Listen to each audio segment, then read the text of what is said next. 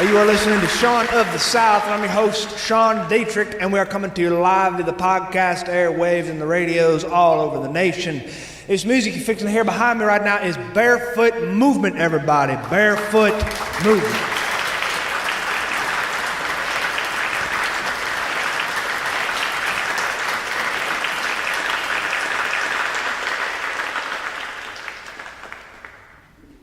Ladies and gentlemen, she's been playing this fiddle and singing her heart out all night. This is Noah Wall. Give her a round.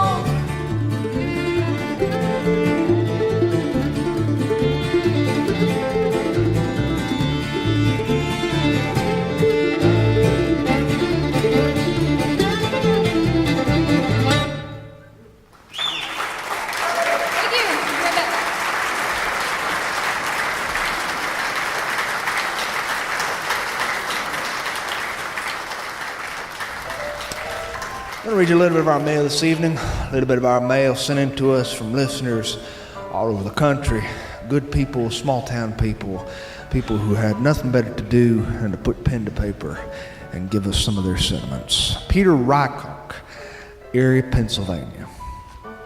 Dear Sean, I am a grandfather this week. My daughter-in-law had a beautiful boy who looks like he's going to be a handful just like my son was. He was a large baby, and I'm afraid to say he's inherited our family girth. We are big people. We are not small by any shape of the imagination. I am on cloud nine. I always wondered what it would feel like to be a grandpa. Now, I know. Danica Haynes, Lincoln, Nebraska. You should come to Nebraska sometime, Sean. We are one of the most misunderstood states in the Union. You see all sorts of other states on TV, they get all the press and all the news, but few people actually talk about how cool Nebraska is. But we are cool, I assure you that. We have it all here. We have rural stuff and big cities and scenery that will take your breath away. We are the kind of folks you tell stories about. So, let me know when you're here in Nebraska someday in the future, and I'll get my husband to show you around, and I will cook for you and your wife. Love, Danica Haynes. Will Bruton, Montgomery, Alabama. I have a cousin who decided he's going to invent his own sport once. I'm serious. He was going to be famous because of this sport. He had high aspirations. He called it wall ball. And wall ball was played with a tennis ball thrown at a brick wall with chalk outlines of circles and stars and squares on it. It never caught on because it was, quite frankly, a stupid game. After his disappointment of this thing, not making it, he gave up and he went into real estate, and now, I'm sorry to say, he's almost a millionaire. He makes me look bad whenever we go out to eat because he's just that kind of a guy. He's a big old dork. Today is his birthday. Please wish my cousin Rick a happy birthday and tell him I will never, ever, not as long as I live, let him forget about wall ball. Dear Will, tell your cousin Rick happy birthday from everybody here tonight. Aaron Carson, Marietta, Georgia. I'm 36 and learning how to play the piano for the first time in my life, and I have finally realized that this is a hard instrument to play. My mother used to play in church every week, and I just thought it was kind of easy to do since she's the one who did it. After all, she was just mom. But I'm here to tell you the piano is not easy. It's very hard to move all your fingers separately, but at the same time. I went to my mother's house for a lesson this week because I was just not getting it. And she sat beside me, and I realized what an incredible, incredible person my mother is. She is so incredible. Is it possible to look at your parents with fresh eyes, the eyes of an adult, and see them for what kind of person they actually are? I believe it is. It's just taken me a long time to do that. I'm still learning to play, and I'm still learning how to be an adult. I'm so grateful my mom has agreed to help me play. Farrell, Berkshire, Hood River, Oregon.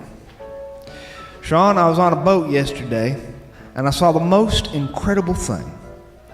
A white dove came flying through the air and landed on the side of the boat, and it had blades of grass in its mouth. Have you ever seen anything like that before? I have not. I could hardly believe it. It was like the Noah's Ark story in real life. Do you believe in signs and wonders from above? I think I do now. Anyway, thanks for the show. I listen all the way up here in Oregon. Your friend Noah and his ark. No, I'm just kidding. Farrell, Berkshire. All the best. Dan Armerton, Lawrence, Kansas. I was walking to my granddaddy's old farmhouse yesterday out in central Kansas. And I was working out there, and while I was inside his house, I was overcome with history. You know, there are a lot of stories I don't know about him, but I could just feel them in that house. It was thick and real and so moving for me to think of all that his generation survived. They're going to tear down his house, and that makes me sad. But I guess future progress takes everything sooner or later. I got a small piece of the floorboards from what used to be his bedroom. And this means a lot to me because something knowing about this piece of wood was in his bedroom every night when he went to sleep during his childhood, his teenage years, and his adulthood, at least some of it. And it makes me feel like he's with me, just having it near. Keep up the good show. We love to listen to your stuff. Your faithful listener out here in Kansas, Dan. Presley, Canyon, Texas. There's a guy I met who's a cool guy that tells stories, and all you got to do to get him going is just start talking to him, and he will open up his mouth and let it fly. He's old, but his stories are good.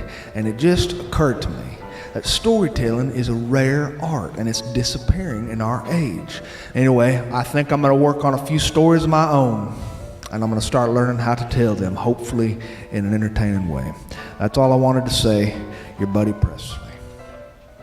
Dear Presley, good luck telling the story to all those who are near you. Zeke Dyson, South Lake Tahoe, California.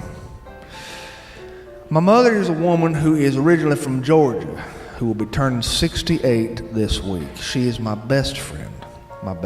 We have been through a lot together. We both listen to your show on weekends when I come back home from being away from work, for work.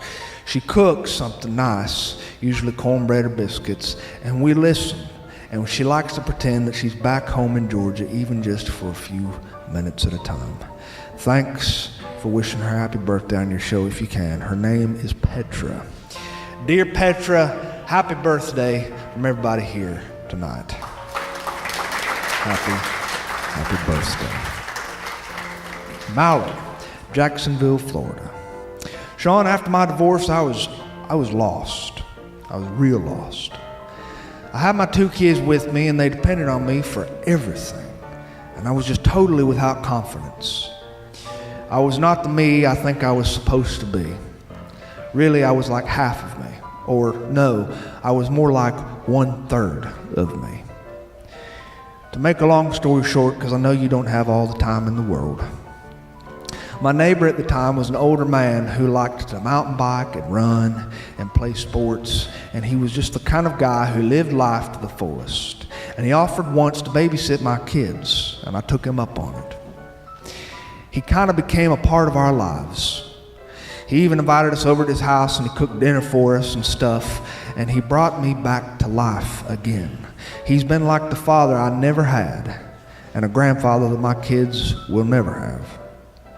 We are so close now, and I'm just wanting to tell you that good people still exist because I am proof of their byproduct.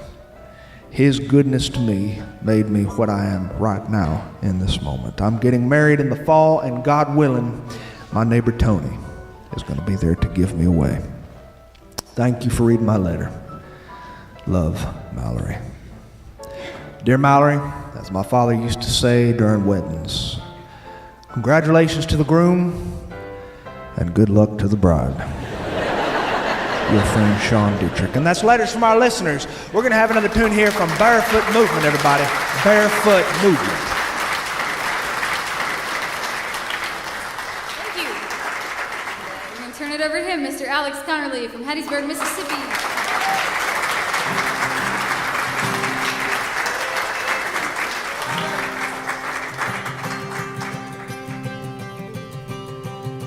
Way up on the mountain, go a little kid.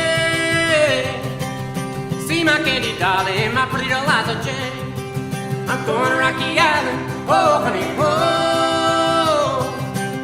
See my candy darling, you know I love her so.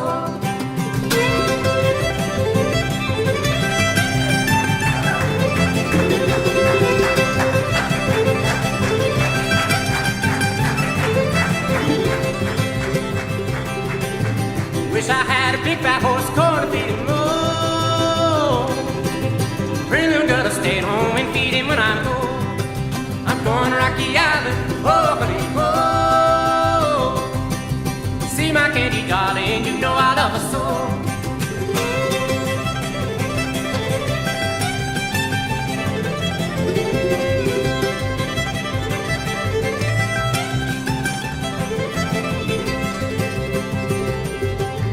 Dark clouds are rising, sure a sign of rain. Put that old grape bonnet on my pretty Eliza Jane. I'm going to Rocky Island, oh honey, oh. See my candy darling, you know I love her so.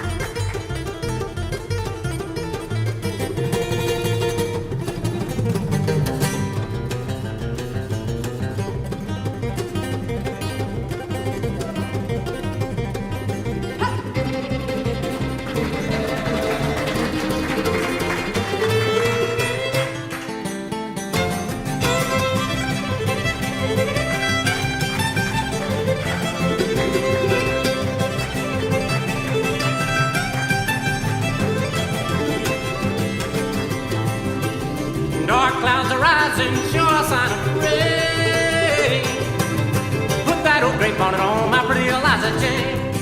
I'm going to Rocky Island, home, home.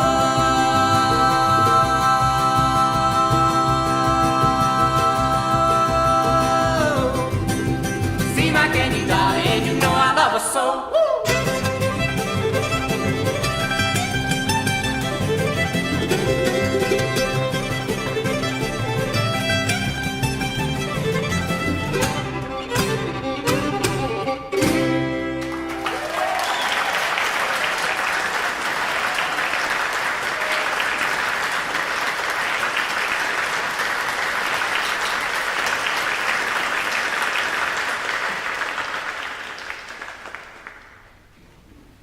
Well, September the 22nd came, the first day of fall, first day of autumn. It came rather untriumphantly, if you ask me. It kind of just rolled in unannounced, even though this is the first day of the autumn season. It was hot. It was about 98 degrees. At least that's what my truck thermometer said. Doesn't feel like fall weather at all, if you ask me. It feels more like something fit for the book of Revelation. September 24th, just a few days ago, was the full moon. The full moon was rising high above the world, northwest Florida and South Alabama. I went outside and I looked at it at night. It was sitting there amongst a purple sky, the silhouettes of the tall longleaf pines, furry at the tops, long straight shafted in the middle.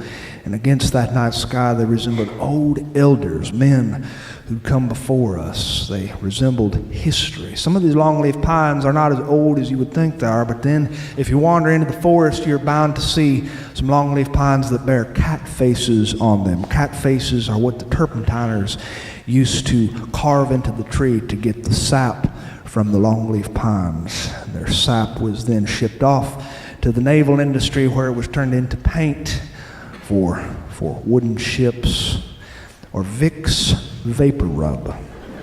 My mother used to use Vicks Vapor Rub whenever a situation required some sort of tonic. She did everything with Vicks that you could think of doing. Once she rubbed it on my forehead when she thought that I had a fever. She thought it would bring it down. It did nothing but leave a red welt on my forehead. My mother used Vicks Vapor Rub on my backside one time. I had a rash that had developed right along my hind parts, and she rubbed Vicks Vapor Rub on my hind parts, and the rash spread from my hind parts all the way up to my middle back and down to my kneecaps. Vicks Vapor Rub, product of longleaf pine and me, we go way back, way back. Fall is the time of year when you can see the squirrels out romping in the trees. They romp from one limb to another. They fly across open air with their arms outstretched and legs behind them and their tail pointed straight. They're beautiful creatures, if you ask me. They run along the contours of these trees, finding their little nooks where they're storing their food for the autumn and for the fall. There's not a whole lot of reason to store that much food here in northwest Florida, for we are green year-round. But don't tell the squirrels that, because it would give them something to not do. They need things to do, not things not to do. I can remember my mother used to grow tomatoes. She was an avid tomato gardener. In her backyard, she had these blue tires. They'd been painted blue. They were embedded halfway into the ground. She planted her heirloom tomatoes in the centers of these soil-filled tires, and the stalks shot straight up, and she would stake them with old pieces of wood from the hardware store, and she would tear a sheet into little 2-foot-long thin strips and tie these plants to the stakes so that they grew in an upward manner. And she'd pluck these tomatoes off, and she would find bite marks on the tomatoes, and my mother would say words which are not fitting for a Deepwater Baptist. She did vicious battle with the local wildlife over the rights to these tomatoes, namely the squirrels. But she did not fear too much about this, because she had a method. She had a device which had descended to her from her granddaddy's granddaddy's granddaddy's granddaddy. a pesticide recipe, which was really red man chewing tobacco and water placed into a spritzer bottle and applied to the red skins of these tomatoes. It was an effective thing. If you visited my mother's house in the afternoon, you could look high up into the longleaf pine branches and you could see the squirrels reclining, spitting. Tomatoes were hard to grow around the squirrels because a squirrel, he just runs along and he takes life right there as it is. This is perhaps why they're the kinds of animals who are not afraid of humans like other kinds of animals. They'll sometimes get right up next to you. My wife had a pet squirrel.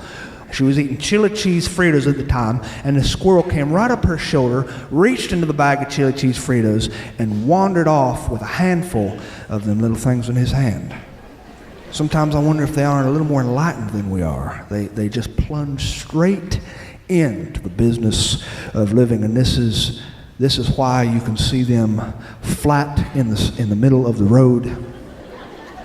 I've always romanticized this. As a child, I can remember telling my third grade teacher that I wanted to be a squirrel if I were reincarnated and reincarnation was a thing. I said, yes, I'd like to come back to this world as a squirrel. I even wrote a poem about it.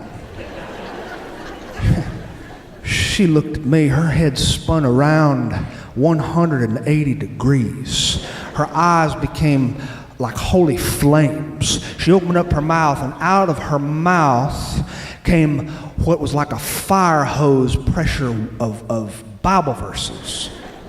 Reincarnation, she said. And of course, I was taken by the earlobe down the hallway to Mr. Bauer's office.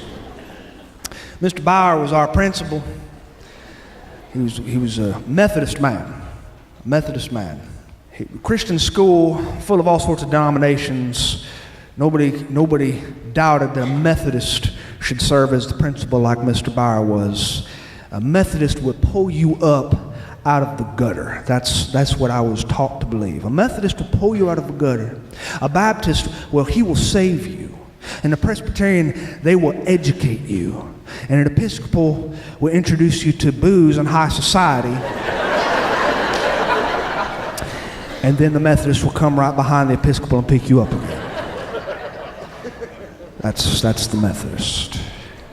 He had an old paddle hanging on his wall. This paddle was made out of wood. And right on the front of it, it said, "The Old General," wood-burned letters, text running from the top to the bottom. The Old General. The Old General was a legend at our school. A legend. I had a few friends who were unfortunate enough to have a little meeting with the Old General. I had a few friends. Wilson, my buddy, he was caught playing poker behind the school during recess, and when he was caught, they said, because it was after school had let out, they said, tomorrow you will show up to school and you're going to get yourself a spanking, son, from the Old General. My buddy Wilson went home and he cut up an old tire, a little piece of black swatch of rubber, and he put it in his britches, and it fit the curvature of his behind just perfectly. And he came into school a little bit more padded than normal in his slacks, and he walked to the principal's office very proud. And Mr. Bauer got the Old General off the wall, and he commenced whipping him, and they say it made an unnaturally loud pop when the paddle hit Wilson's hind parts. Thus, Wilson was sentenced to paint the school hallway on the weekend with our maintenance man, Brother Gary. My other buddy, Andrew, he'd also had a little visit with the Old General. Andrew was older than the rest of us. He'd repeated the third grade at least 10 times. He got in trouble during class for trimming his beard whiskers in the middle of class. The teacher took him down to get himself whipped, and all the teachers pressed their ears against the door to see if Mr. Bauer would actually do it because, well, Andrew outweighed Mr. Bauer by at least 100 pounds. found myself in his office with the third grade teacher standing right there, and she was looking right at me with these holy, fiery eyes, just boring them into me. He said, "What seems to be the problem?" He removed his wire-rimmed glasses, set them on the desk. He crossed his arms and he looked at me with a frown. Mr. Bauer seemed like a terrible, terrible man sitting in that leather chair. She said, "Do you know what he said?" He said, "I can't imagine. I ain't never seen you in here before, Sean. You never been a troublemaker. You always kept your head down, been a good kid." And she told him that I had admitted to her that I wouldn't mind being reincarnated as a squirrel.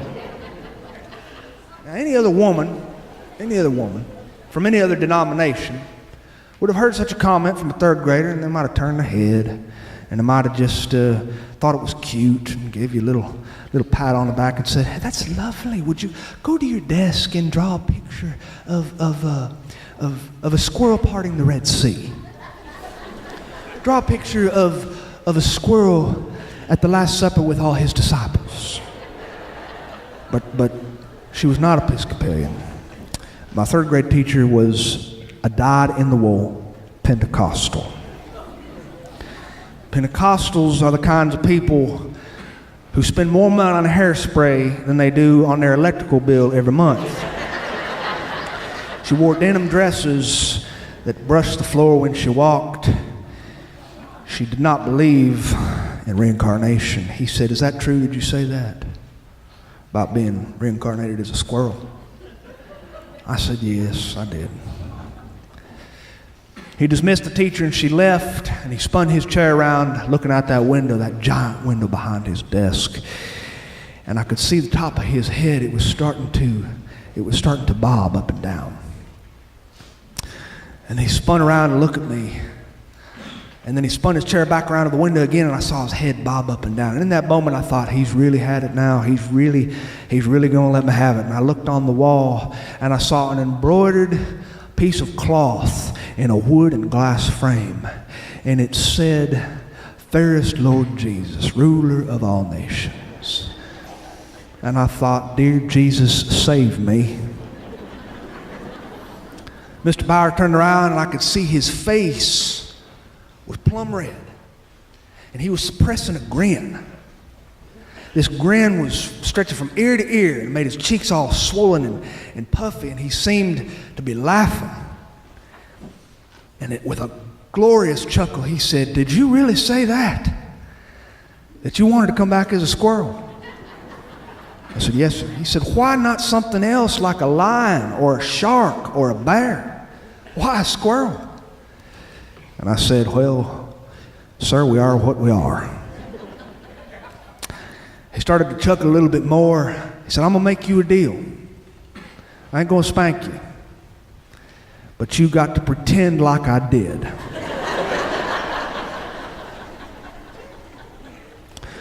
I said, "What do you mean, sir?" He said, "It's just going to be our little secret. You make like I gave you a good swatting, and you promise me that you will never, ever, ever say that you'd like to be reincarnated as a squirrel or write a poem about it like you did.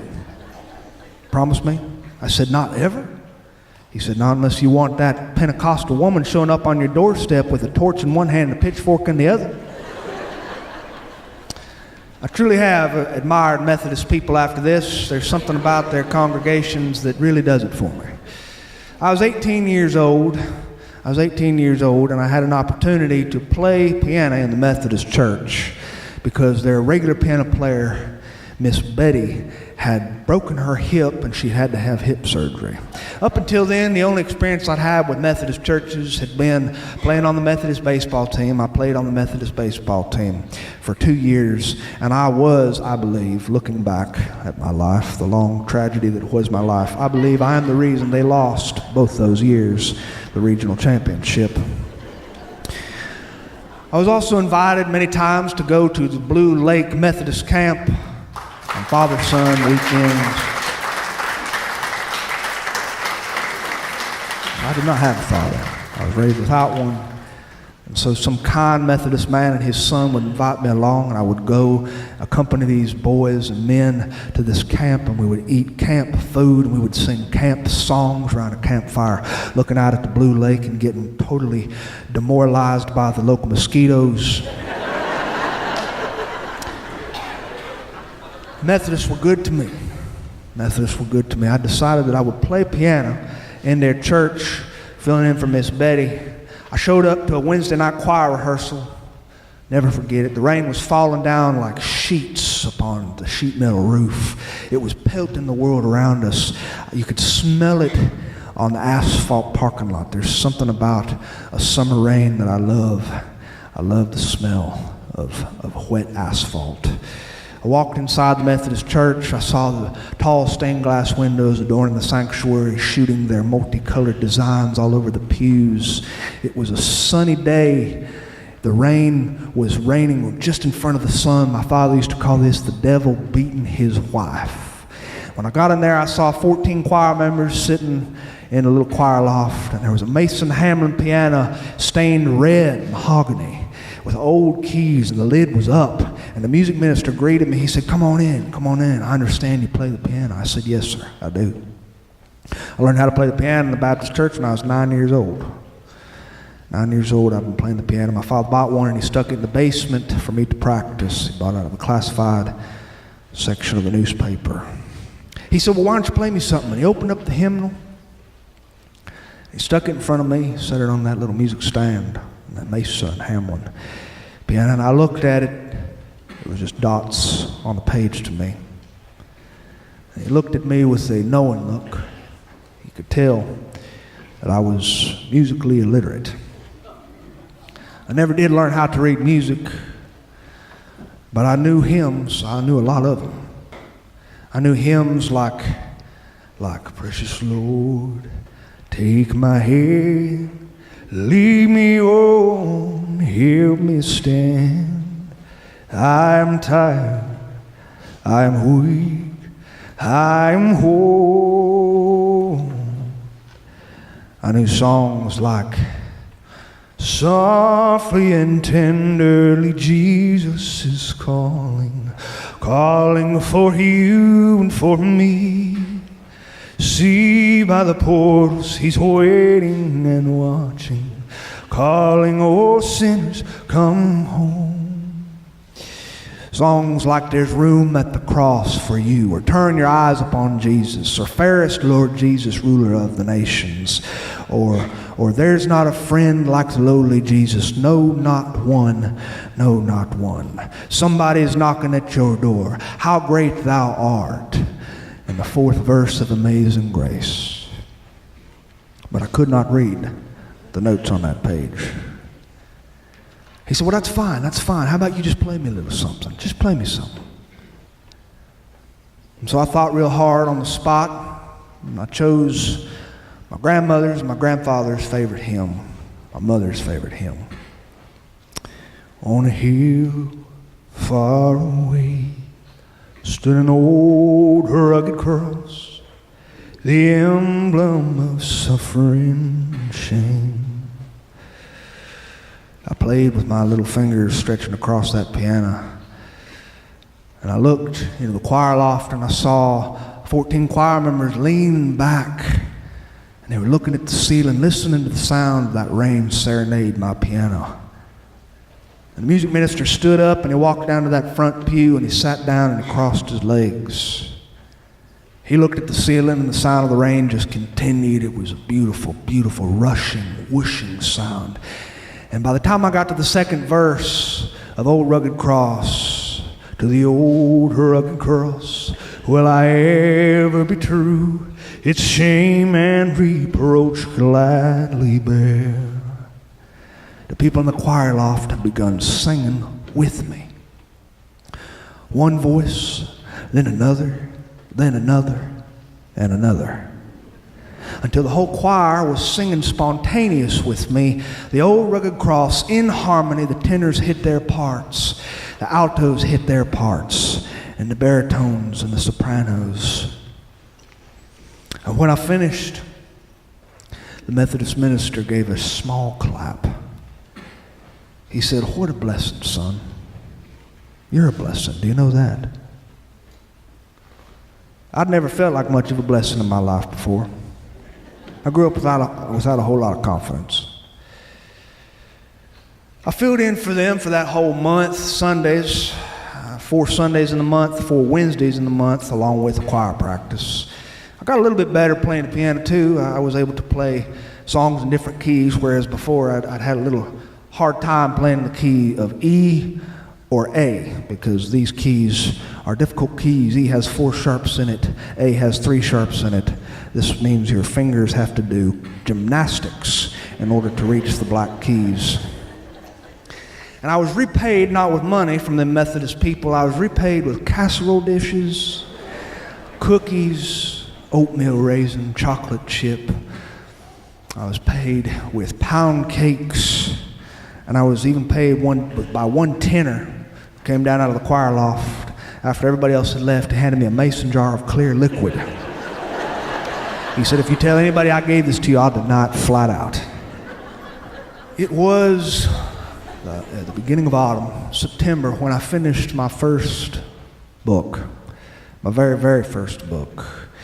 It was a collection of short stories, many of which you have read here tonight.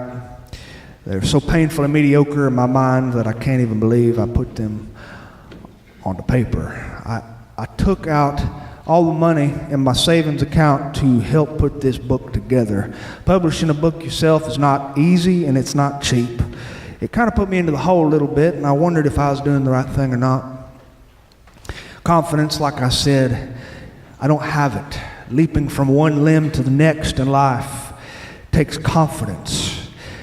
It takes confidence. Rushing from one side of the street to the other across that busy highway to see if you get across without getting flattened takes real confidence. But I published that book. In some ways, someone could say that was like jumping from one limb to another on the longleaf pines. A few days later, I think truly it was like 4 days later, I got an email. Got an email from a man whose email address was Methodist 1115 at somethingmail.com. The message said, "I heard you published a book, and I'd like to order 20 of them from a Methodist men's Bible study group." I about fell off my chair. I wrote him back. I said, "Are you sure you've got the right guy?" Nobody had ever wanted to hear anything I said before. Nobody had ever cared a thing about the words that I utter. I still can't believe you're listening to them here tonight.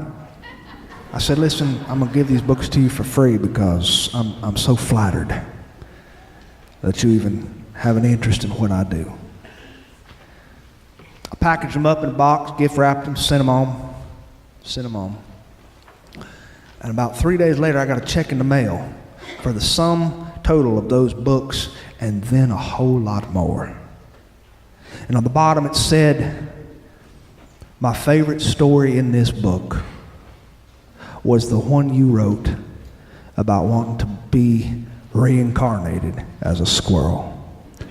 Signed, Mr. Bauer." When I die, I want to come back as a squirrel, because a squirrel seems like a mighty fine thing to be. A squirrel is never broke, but he is also not wealthy. He cannot have a mortgage, and he can't take a selfie. But he can run and he can play in an old pine tree, and he can dangle from a limb like a chimpanzee. And if he falls, brother, after all, at least he ain't a pig whose skin is on an old football. When I die, I want to come back as a squirrel, not an angel, not a preacher, nor a CEO. I can't go running, and I can't go swimming. I won't be one of the men, won't be none of the women. But when I die, I want to come back as a squirrel instead of silly old me. That's what a third grader once wrote named Sean Dietrich. Hey, thanks for having me here tonight. It's been a true pleasure.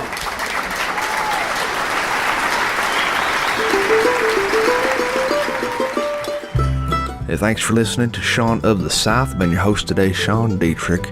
And man, it has been a bona fide pleasure, if I do say so myself. Hope you join us next week and perhaps even a week after that if you ain't got nothing going on. That music you heard behind me today was the heartfelt, energetic, and down-home music of the Barefoot Movement. These guys are heralded by CMT Edge as one of the most promising bands on the bluegrass scene. The music from this Nashville-based group is as down-to-earth as their intentions for the members of their audience. Sit back, relax, take your shoes off, and listen to their music at the Barefoot Movement Official.com. Look them up on Apple Music, iTunes, Pandora, Spotify, YouTube, Facebook, and any other platform you can think of. These guys are worth your time. To find out anything more about what I do, you can visit SeanoftheSouthShow.com, and there you can find every episode we've ever recorded, starting from the first one all the way to this one you just heard. And while you're there, I hope you take the time to drop me a line, send me a message, because I love to hear things from my friends. Tell me about your birthday announcements, wedding invitations, grandparents' anniversaries, church potlucks, ice cream socials, and any other thing you can think of, and I'll do my best to read it over there if I have time, because I love to do that sort of stuff for my friends. And speaking of friends, don't count the days, make the days count. Adios.